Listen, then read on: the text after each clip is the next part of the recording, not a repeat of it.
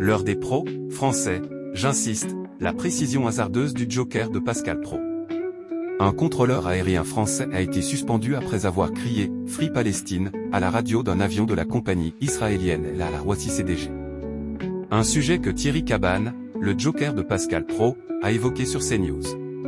Une affaire qui a fait le tour de la toile.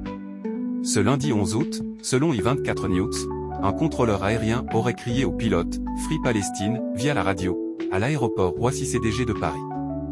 Très vite, l'incident a été signalé par la compagnie aérienne israélienne. L'auteur des faits a été identifié et suspendu de ses fonctions. Mais les sanctions risquent d'être encore plus fermes.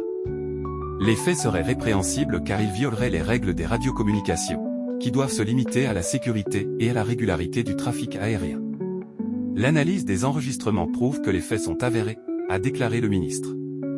Dans un communiqué, la compagnie El Al dénonce un comportement non professionnel et inapproprié. Une affaire qu'il faut prendre avec le plus grand sérieux. Thierry Cabannes évoque l'incident avec le contrôleur aérien. Ce mercredi 13 août sur CNews, le présentateur Thierry Cabannes, qui remplace Pascal Praud pendant ses congés, a évoqué le sujet. Et avec précision, on va débuter avec les suites de cette affaire que l'on vous a révélée hier sur CNews, ce contrôleur aérien français, j'insiste, qui avait crié « Free Palestine » à la radio au pilote d'un vol de la compagnie israélienne El Al. Et cela au moment où l'avion s'apprêtait donc à atterrir, et bien les choses sont allées très vite. Et c'est tant mieux, Philippe Tabarot a réagi immédiatement. Le ministre des Transports avait déclaré qu'il resterait intraitable sur les sanctions applicables.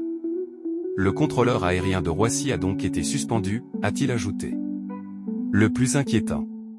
Le journaliste Éric Nolot s'est lui aussi exprimé. Le message est clair, les Juifs ne sont en sécurité nulle part, ni sur terre, ni dans les airs, a-t-il déploré.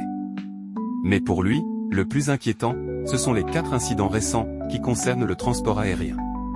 Ce sont des milieux extrêmement fragiles. Moi, je pars du principe que des gens qui sont capables de faire ça peuvent faire pire, a-t-il déclaré.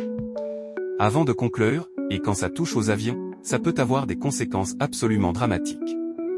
Le terrorisme peut encore franchir un cap sur ça. Je suis sur la ligne de notre invité.